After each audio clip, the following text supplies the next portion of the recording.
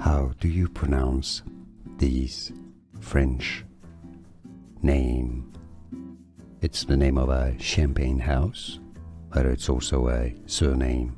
In French it's said as Mercier, Mercier. Mercier in English, you can say it as Mercier.